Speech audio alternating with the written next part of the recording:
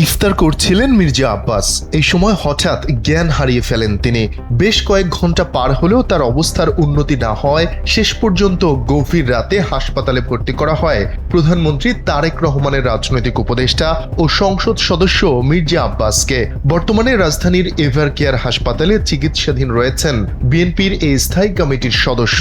মির্জা আব্বাসের পারিবারিক সূত্রে জানা যায়, বুধবার ইফতারের সময় তিনি হঠাৎ জ্ঞান হারিয়ে ফেলেন।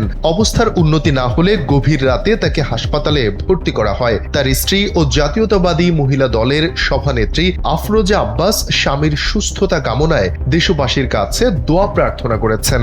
5+ স্টার রেটিং প্রাপ্ত দেশের সর্বোচ্চ বিদ্যুৎ সাশ্রয়ী ওয়ালটন এসি স্মার্ট কমফোর্ট এখন নেক্সট লেভেলে। ত্রয়োদশ জাতীয় সংসদ নির্বাচনে ঢাকা 8 আসন থেকে ধানের শীষ প্রতীকে সংসদ সদস্য নির্বাচিত হন মির্জা আব্বাস। নানা কারণেই আলোচিত ছিল ঢাকার এই আসনটি।